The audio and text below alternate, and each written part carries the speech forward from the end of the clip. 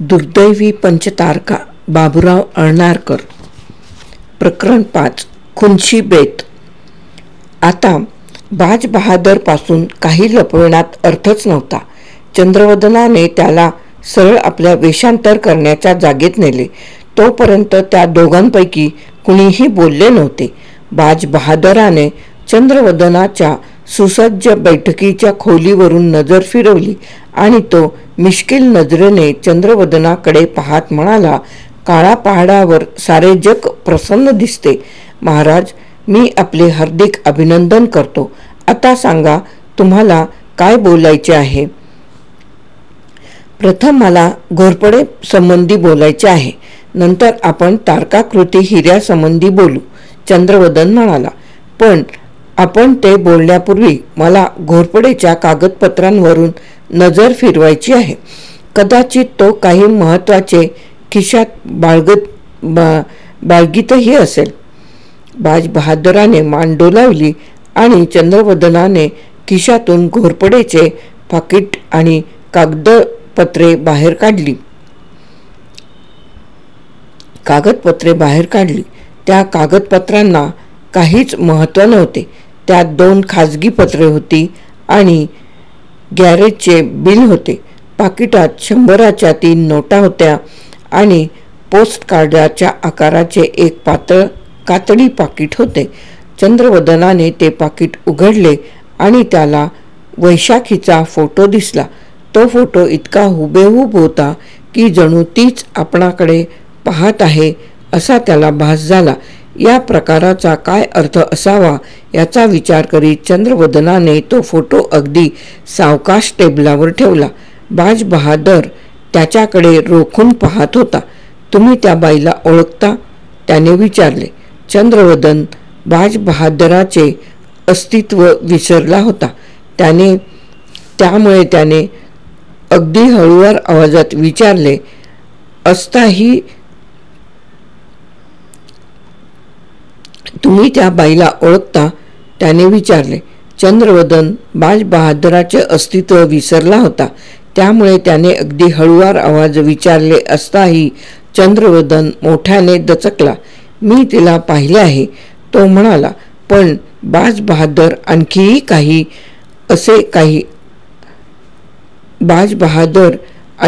काही असे आहे की जे महत्त्वाचे आहे. तुला कॉफी तयार करता येईल काय? अर्थातच, बाज बहादर हसून म्हणाला.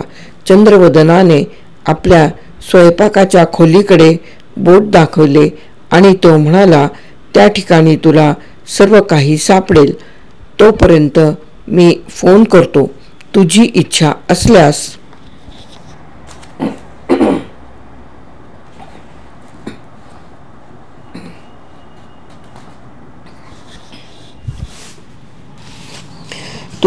असल्यास मधले दार उघडेही ठेवता येईल. पण बाज बहादराने स्वयंपाकघरात गेल्यानंतर दार बंद केले. चंद्रवदनाने डिरेक्टरी उचलली आणि मानसिंगराव सूर्यवंशींचा टेलिफोन नंबर शोधून काढला. घोरपडेने दिलेला पत्ता बरोबर होता. त्याने टेलिफोनचा नंबर फिरवला, पण 2 मिनिटे फक्त घंटीचाच आवाज ऐकू येत होता. चंद्रवदनाने कपाळावर आठ्या चढवल्या.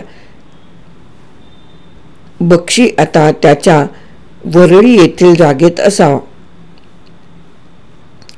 त्याने रिसिव्हर खाली ठेवून पुन्हा एकदा नंबर फिरवला. त्याला त्या जागेचा काळा पहाड या नात्याने प्रत्यक्ष भेट घेणे जास्त आवडले असते. पण आता रात्र फार थोडी उरल्यामुळे तसे करण्यास वेळ नव्हता आणि बक्षीने घोरपडेपेक्षाही अधिक दक्षतेने आपल्या जागेचा बंदोबस्त केला असणार अशीही त्याची खात्री होती.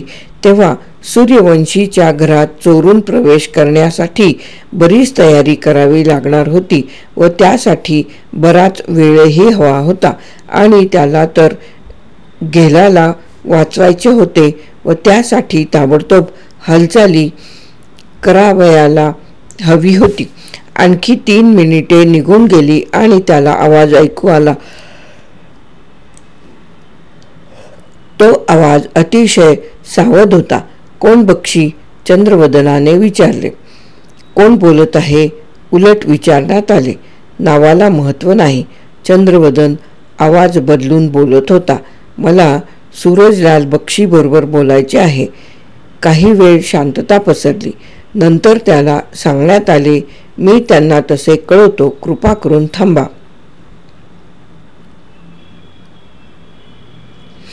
चंद्रवदन थांबला. बऱ्याच वेळाने त्याला बक्षीचा आवाज ऐकू आला. कोण आहे बोला. शाबास शाबास. चंद्रवदन आपल्या स्वाभाविक आवाजात म्हणाला. तुला वाटते तितका तू हुशार नाहीसच. आपली मेघमाला कशी आहे? तू खुशाल शिव्या दे.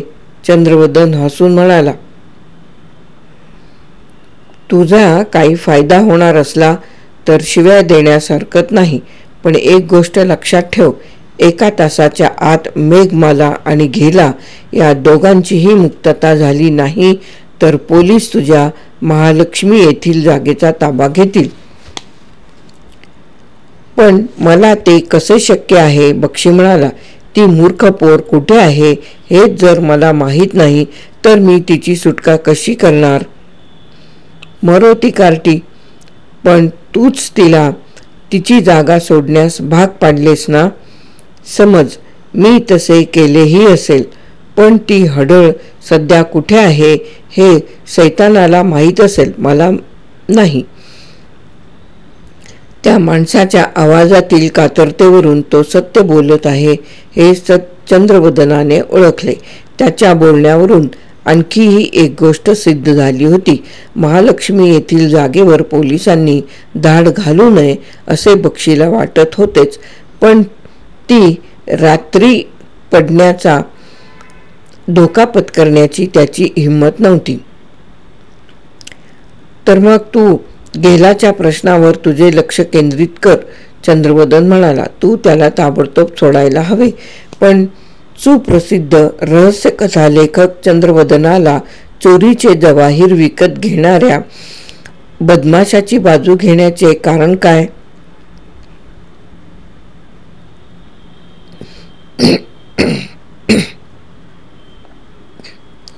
बक्षीने तिरस्काराने विचारले. अरे देवा, मी घेला आणि मी मित्र आहोत.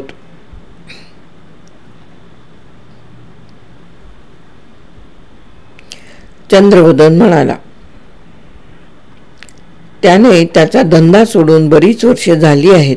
केवळ माझ्यामुळेच तो त्या पंचतारकातील एका हिऱ्याच्या भानगडीत पडला. बक्षी, तुला आणखी चुका करणे परवडणार नाही. घेलाला ताबडतोब सोड. जर आतापासून अर्ध्या तासाच्या आत त्याने आपल्या घरून आपण सुरक्षित आहोत असे टेलिफोन करून कळविले नाही तर मी पोलिसांना फोन करीन. पण मी हे तुझे काम केल्यानंतरही तू पोलिसांना कळवणार नाहीस अशी मी खात्री बाळगावी कशी? तुला केवळ माझ्या शब्दांवर अवलंबून राहावे लागेल आणि मी शब्द पाळीन अशी आशा बाळगावी लागेल. चंद्रवदन म्हणाला. ते सांगताच चंद्रवदनाने घाईघाईने रिसिव्हर खाली ठेवला. नंतर तो छताकडे टक लावून पाहत विचार करू लागला. आपली आणि घेलाची मैत्री आहे हे कबूल करण्यात आपली चूक झाली काय? ती चूक नव्हती असा त्याला विश्वास वाटत होता. निदान त्या क्षणी तरी पोलीस घोरपडेच्या बाबतीत काय करतील याशिवाय दुसरा जादा धोका होता.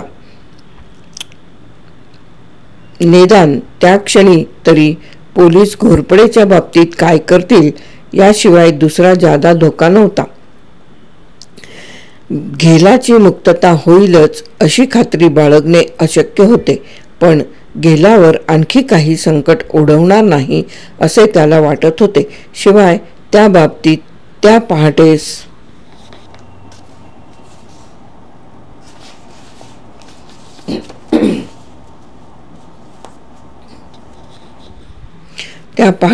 तरी तो आणखी काही करू शकत होता. त्याला अगदी थकल्यासारखे वाटत होते. त्याच्या डोळ्यांसमोर काही चित्रे उभी राहत होती. घोरपडे, बक्षी, वैशाखी, मेघमाला आणि बाज बहादर. निदान बाज बहादर तरी काय सांगू शकेल हे लवकरच समजणार होते, कारण तोंडावर जखमेची निशाणी असलेला तो नेपाळी माणूस आपल्या उजव्या हातात ट्रे पकडून बैठकीच्या खोलीत आला होता.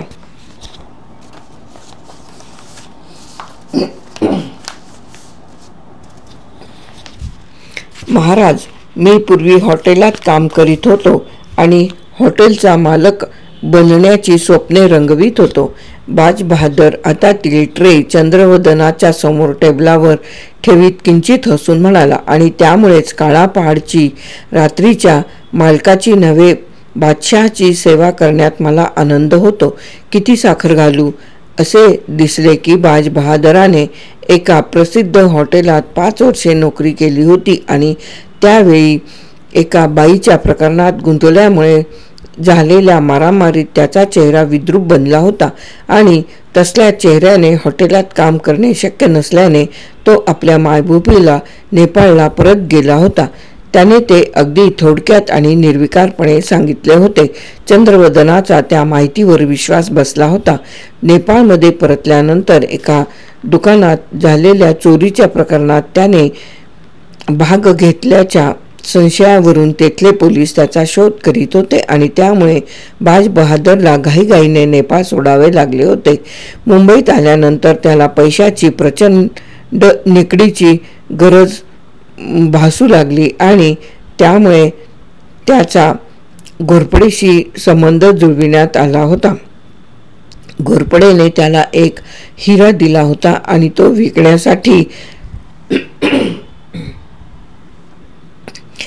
तो विकण्यासाठी घेल्याबरोबर सौदा ठरविण्यास सांगितले होते. महाराज, त्याबद्दल मला 1000 रुपये कमिशन म्हणून देण्याचे ठरले होते, पण घोरपडेने मला फसविले. त्या लिफाफ्यात नोटांऐवजी कागदाचे तुकडे होते. बाज बहादर म्हणाला, तू घोरपडेच्या घरात माझ्या मागून 5 मिनिटात नीट शिरला असणार. चंद्रवदन बाज बहादर कॉफीचे प्याले तयार करीत असताना म्हणाला, होय, असेच घडले असावे. तुला मंचुरामबद्दल काही माहिती आहे काय? महाराज, तो अत्यंत वाईट आणि खुंची माणूस आहे व आमच्या देशातील पोलिसांना तो अनेक गुन्ह्यांसाठी हवा आहे. एवढीच माहिती मला आहे. बाज बहादर म्हणाला, आणि बक्षी, मी त्याला ओळखत नाही. बाज बहादर म्हणाला, तर मग ज्याने तुझी आणि घोरपडीची सांगड जुळवून दिली तो एकच माणूस आपल्या उपयोगी पडू शकेल. चंद्रवदन म्हणाला, तू त्या माणसाला पुन्हा शोधून काढू शकशील काय? महाराज, मी तसा प्रयत्न करीन. बाज बहादर म्हणाला, तर मग तू उद्या तसा प्रयत्न कर. आज रात्री तुला येथेच झोपायला काही हरकत नाही. मला मात्र आता बाहेर जायचे आहे. चंद्रवदन म्हणाला. त्याने एका कागदावर आपल्या घराचा पत्ता लिहिला आणि तो कागद बाज बहादराला देऊन तो पुढे म्हणाला, तुला जर तो माणूस भेटला आणि त्याच्याबद्दल काही माहिती मिळाली तर त्याबद्दलचा लेखी रिपोर्ट या ठिकाणी आण आणि त्या 1000 रुपयांपैकी हे 200 रुपये तुझ्याजवळ. बाकीचे पैसे तुला नक्कीच मिळतील. चंद्रवदनाने 100च्या 2 नोटा पुढे केल्या, पण बाज बहादर म्हणाला, महाराज, तुम्हाला हे करण्याची आवश्यकता नाही. घोरपडेच्या पाकिटात पैसे असणार. त्यावर मी तुम्हाला दुसरे काम मिळेपर्यंत माझे भागवू शकेन. प्रिय बाज बहादर, मंचुराम घोरपडेला तू दिलेली 80,000 पळवू शकला नाही. मी त्यावेळी तेथे होतो.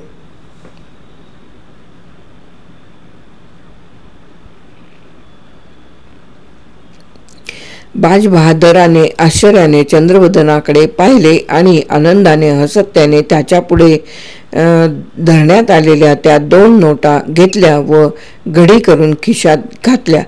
तुम्ही खरे बादशाह आहात, तो म्हणाला. तुमच्या बरोबर काम करण्यात मला आनंदच होईल. महाराज, तुम्ही हे लक्षात ठेवाल अशी मला आशा वाटते. बाज बहादर आपणाला मदत करण्याचे आश्वासन देत आहे हे चंद्रवदनाने ओळखले. ते प्रकरण समाप्त होईपर्यंत त्याला बाज बहादरासारख्या माणसाच्या मदतीची अतिशय गरज भासणार होती.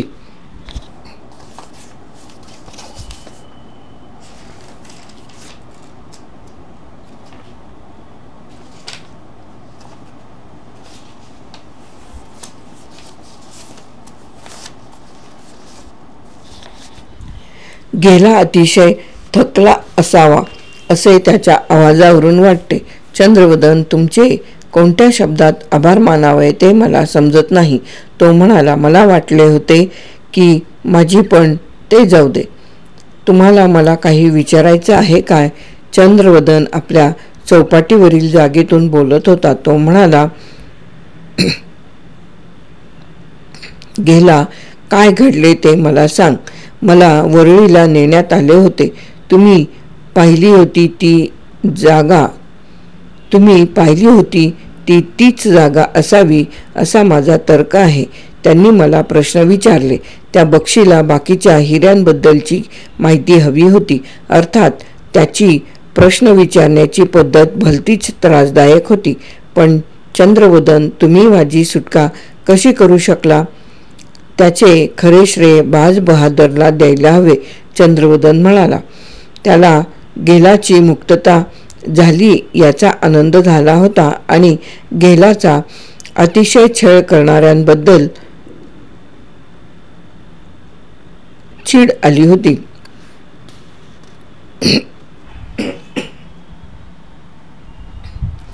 चंद्रवदन, तुम्ही या प्रकरणातून आपले अंग काढून घ्याल तर बरे होईल. गेला म्हणाला, ती माणसे म्हणजे सैतानाची अवलाद आहेत. नाही गेला, आता माघार घेता येणार नाही. चंद्रवदन अगदी सावकाश म्हणाला, आता हे प्रकरण फार पुढे गेले आहे आणि माझी माघार घेण्याची इच्छा असली तरी मला त्यातून बाहेर पडता येणार नाही. तुला त्या मुलीबद्दल, मेघमालेबद्दल काही ऐकावयास मिळाले काय? होय, जे काही ऐकायला मिळाले त्यावरून तिला त्यांनी पकडले, पण ती त्यांच्या हातून निसटली असे दिसते. ती बेशुद्ध अवस्थेत आहे अशी त्यांची कल्पना होती, पण ती त्यांची नजर चुकवून त्यांच्या मोटारीतून बाहेर निसटली आणि नाहीशी झाली. अरेच्छा! आश्चर्याने चंद्रवदन उद्गारला.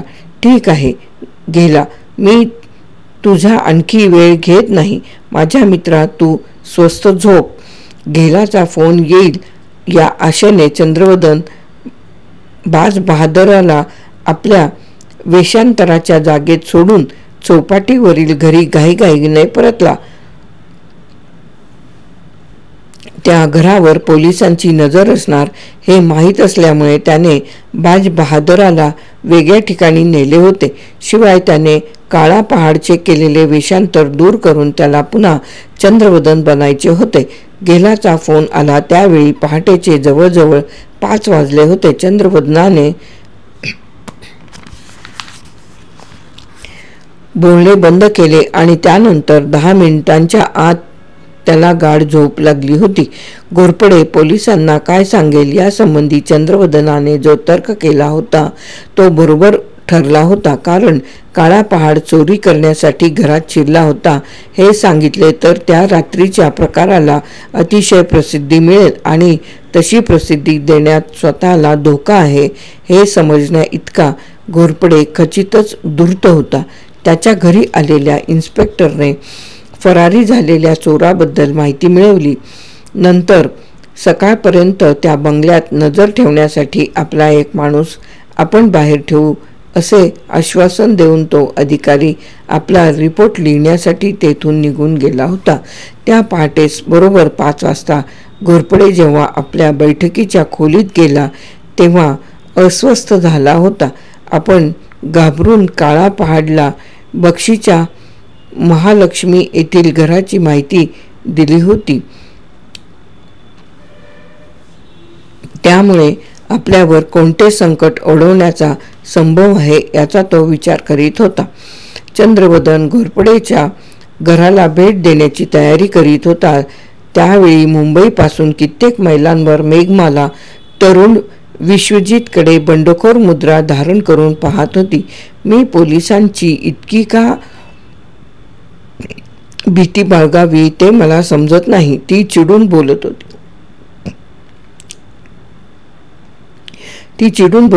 पोलीस नेहमीच पोलीस, त्यांना तर काहीच माहीत नाही, पण ते कदाचित बरीच माहिती मिळवू शकतील. विश्वजित म्हणाला, जर तू त्यांना दिसली नाहीस तर या राज्यातील प्रत्येक पोलीस तुझा शोध करू लागेल. चंद्रवदन म्हणाले. चंद्रवदन ती जमिनीवर पाय आपटीत रागाने म्हणाली.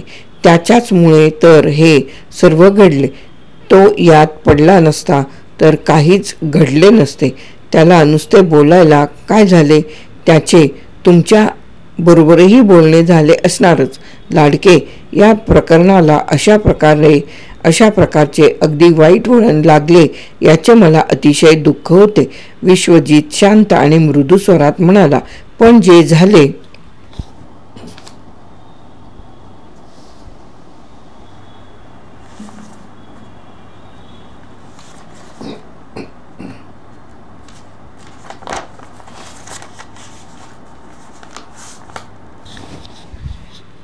झाले त्याला काहीच इलाज नाही.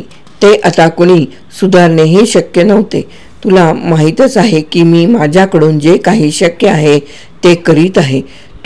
पोलिसनी तो चंद्रवदन सुद्धा तुझ्यापेक्षा जास्त करीत आहे. ती रागाने म्हणाली, मला सांग, माझा पाठलाग करण्यापलीकडे तू दुसरे काही केले आहेस काय? मी तुझा पाठलाग करीत होतो हे फार चांगले झाले, हे तुला कबूल करावे लागेल. तो शांतपणे म्हणाला, आज सकाळी जेव्हा तू बदमाशांच्या मोटारीतून उडी घेतलीस तेव्हा जर मी पाठलाग करीत नसतो तर काय घडले असते? मेघमाले, जर तू पोलिसांकडे गेली नाहीस, जर तू पोलिसांची मदत घेतली नाहीस तर ते बदमाश तुला पुन्हा गाठण्याचा प्रयत्न करतील. एकाएकी तिची चर्या उतरली, अगदी अगतिक बनली आणि ती म्हणाली, होय, तो काळ्या डोळ्यांचा माणूस, तो कुणालाही घाबरवू शकेल. विश्वजित, या जागेतून हलण्याची माझी हिंमत होणार नाही. मी ही जागा शोधून काढली आहे आणि जोपर्यंत माझ्या बाबांना ठार करणारे सापडले नाहीत तोपर्यंत मी येथेच राहणार. तसे घडेपर्यंत मी सुरक्षित नाही. मला धोका आहे. मेघमाले, जर तू पोलिसांची मदत घेतलीस तर कितीतरी पटींनी अधिक सुरक्षित राहू शकशील. अशा एका खेडेगावातील खानावळीत दडी मारण्यापेक्षा पोलिसांच्या नजरेखाली राहणे शतपटींनी अधिक चांगले. नाही, मी येथेच राहणार, ती कपाळावर आट्या चढवून म्हणाली. पण लागलीच तिची चर्या बदलली. तिने आपल्या खुर्चीवरून उठून आपले दोन्ही हात पुढे केले आणि ती पुढे म्हणाली, विश्वजित, कृपा करून असे माझ्यावर रागावू नकोस. मी घाबरले आहे, खूप घाबरले आहे. गेलाची सुटका झाल्यानंतर त्या दुपारी सूरजलाल बक्षीने आपल्या वरळी येथील घराच्या खालच्या मजल्यावरील छोट्या झोपण्याच्या खोलीत प्रवेश केला आणि त्या आवाजाने दचकून वैशाखीने आपली मान वर उचलली. आता चंद्रवदनाने तिला पाहिले असते तर त्याला भलताच धक्का बसला असता. पुरते 2 दिवसही उलटले नव्हते, पण त्या अवधीत त्या अतिशय सुंदर आणि गोंडस तरुणीचे रूपांतर एका हिडीस स्वरूपात झाले होते. तिची चर्या काळी पडली होती, तिची गालफडे बसली होती आणि डोळे खोल गेले होते. आता तिच्या चर्येवर सौंदर्याचा लवलेशही नव्हता आणि विद्रुपतेची अवकाळा पसरली होती. सूरज, मला अगदी लहानशीच चिमूट दे, फक्त एकदाच दे, ती कसेबसे म्हणाली. तू उठ, कपडे सारखे कर आणि वरच्या मजल्यावर चल, बक्षी म्हणाला. जर मी सांगेन तसे तू करशील तर तुला जे काही हवे आहे ते मिळेल, हवे तितके मिळेल. सूरज, ती म्हणाली, मला तू थोडीशी जरी चिमूट दिलीस तर मी वाटेल ते करीन. एकच चिमूट, पण ती आता दे, ती गयावया करीत म्हणाली. अरे देवा, त्याशिवाय मला जगताच येणार नाही, मला काहीच करता येणार नाही.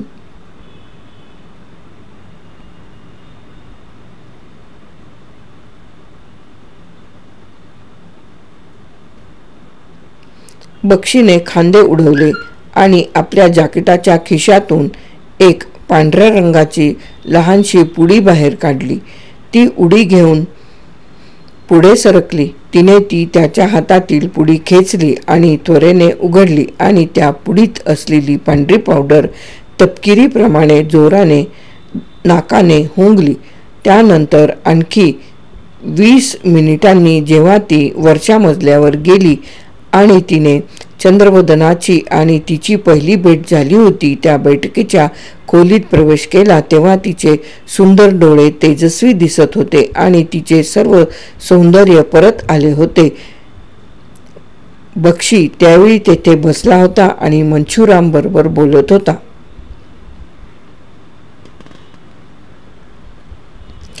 ये वैशाखी, हे तुझ्यासाठी एक बक्षीस ठेवले आहे. तिच्या पुढे एक छोटेसे पाकिट करीत बक्षी म्हणाला, आता आपले भांडण मिटले खरे ना? आमच्या समोर एक मोठे कोडे पडले आहे आणि ते आम्हाला सुटत नाही. खरे म्हटले तर 2 प्रश्न आहेत. मी महालक्ष्मी येथे कुठे राहतो ते चंद्रवदनाने शोधून काढले आहे. ती त्याच्याकडे टक लावून पाहतच राहिली आणि क्षणानंतर तिने विचारले, चंद्रवदनाने? त्याला ते कसे शोधून काढता आले? त्याने ते शोधून काढले आहे. घडू नये ते आता घडले आहे, पण आता त्याबद्दल चर्चा करण्यात अर्थ नाही. बक्षी कपाळावर आठ्या चढवून म्हणाला, ती जागा फक्त तुला, मंचुरामला आणि आपल्या माणसांपैकी 1-2 आणि घोरपडेला माहीत आहे. मला अशी भीती वाटते की चंद्रवदनाने घोरपडेला कचाट्यात पकडून बोलावयास भाग पाडले असावे. पण माझी तशी पूर्ण खात्री झाल्याशिवाय मंगेशवर हात उचलण्याची माझी इच्छा नाही. पण तसे सांगण्याची त्याची हिंमत होणार नाही, ती म्हणाली.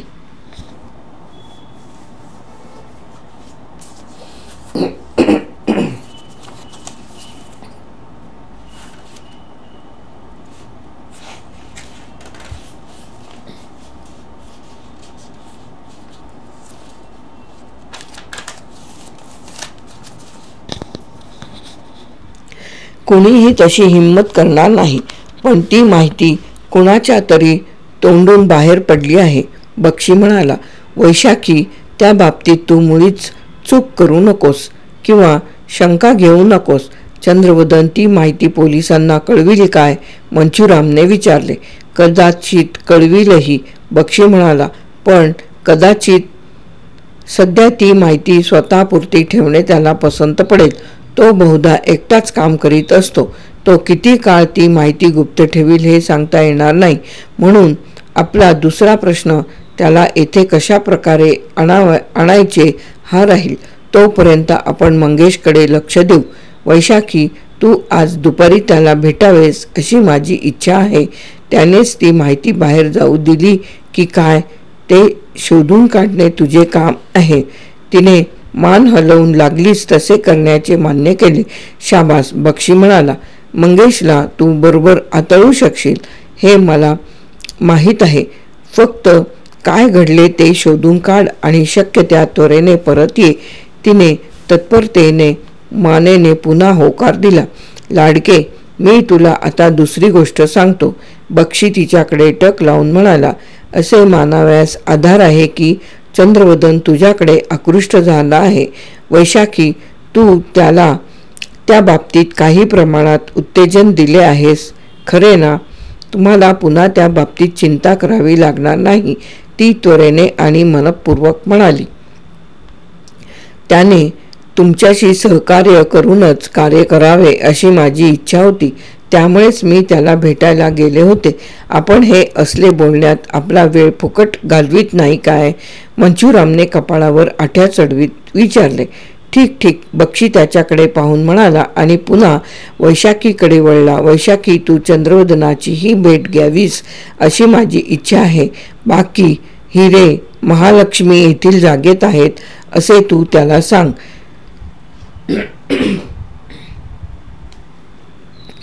हे समजताच तो ते ताब्यात घेण्यासाठी तेथे धावत सुटेल आणि तो तेथे गेला की तेथून तो बाहेर पडू शकणार नाही अशी आपणाला व्यवस्था करावी लागेल. आपणाला आणखी चुका करणे परवडणार नाही. वैशाखी, तुला हे काम करणे जमेल असे तुला वाटते काय? अर्थातच जमेल, ती म्हणाली. शाबास शाबास, बक्षी म्हणाला. आता तू मंगेश घोरपडेकडे जा व नंतर चंद्रवदनाला फोन करून आज संध्याकाळी त्याला भेटण्याची तुझी इच्छा आहे असे कळव.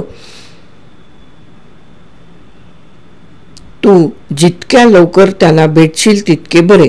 त्याने तिची पाठ थोपटली, तिच्या तोंडावरून हात फिरवला आणि तिला तेथून जावयास सांगितले. ती हसत हसत तेथून निघून गेली. दार बंद होताच मंचुरामने कपाळावर आठ्या चढविल्या आणि विचारले, तिच्यावर विश्वास ठेवता येईल असे तुम्हाला वाटते काय? तुझ्या जोडीदारापेक्षाही तिच्यावर अधिक विश्वास ठेवता येईल. बक्षी रागाने म्हणाला. शिवाय कोकेनपासून पुन्हा दूर होण्याचा धोका पत्करण्याची तिची हिंमत होणार नाही. तू आता जा आणि महालक्ष्मी येथे चंद्रवदनाच्या स्वागताची कडेकोट तयारी कर. तो तेथे जाईल यात शंकाच नाही. पुन्हा बक्षीची चर्या गंभीर बनली आणि तो म्हणाला, मंचुराम, त्या चंद्रवदनाबद्दल मला सारखी चिंता वाटत असते. मंचुरामने खांदे उडविले आणि तो म्हणाला, त्याच्यात काही विशेष आहे असे मला वाटत नाही. तो हालचाली फार जलद करतो इतकेच. पण सर्वात महत्त्वाची गोष्ट म्हणजे आपणाला अद्याप ते हिरे सापडलेले नाहीत. आपण त्या बाबतीत आपली मुळीच चूक होऊ देणार नाही. बक्षी कपाळावर आठ्या चढवून म्हणाला. मंचुराम, ज्याने तुझ्याकडचे पैसे मिळवले तो स्वतः चंद्रवदनच नव्हता अशी तुझी पूर्ण खात्री आहे काय?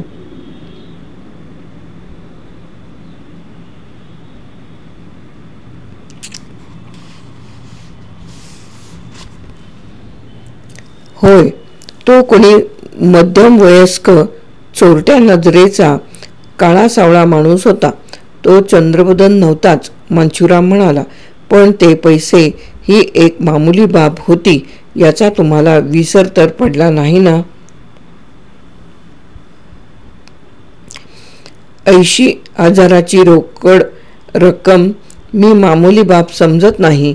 ते खरे, पण त्याहून महत्त्वाची गोष्ट म्हणजे घोरपड्याजवळ पंचतारकांपैकी एक हिरा होता.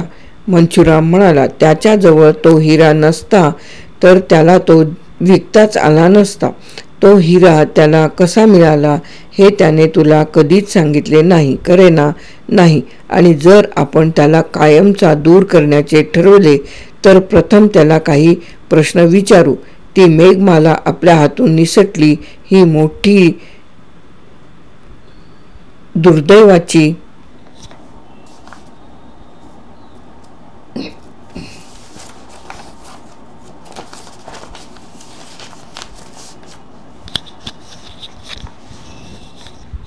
मोठीच दुर्दैवाची गोष्ट आहे.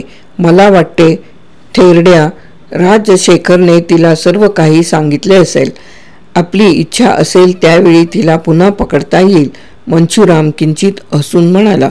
विश्वजितने तिचा पाठलाग केला होता आणि त्याने गेल्याच रात्री पनवेल येथील एका छोट्या खानावळ वजा हॉटेलात तिची भेट घेतली होती. त्या हॉटेलचे नाव आहे विश्रामधाम. पण मला वाटते प्रथम आपण घोरपडे आणि चंद्रवदन यांच्याकडे लक्ष द्यायला हवे, खरे ना? बक्षी हसला आणि म्हणाला. मंचुराम, तुझे म्हणणे अगदी बरोबर आहे, पण तुला महालक्ष्मी येथे काय करावे हे बरोबर माहीत आहे ना? 1000 अश्वशक्तीच्या विजेचा दणका बसणे पुरेसा होईल. मंचुराम शांतपणे पण खुनशीपणे म्हणाला. तसला धक्का बसताच त्याची राखही शिल्लक राहणार नाही. दुर्दैवी पंचतारकाचे प्रकरण 5 समाप्त.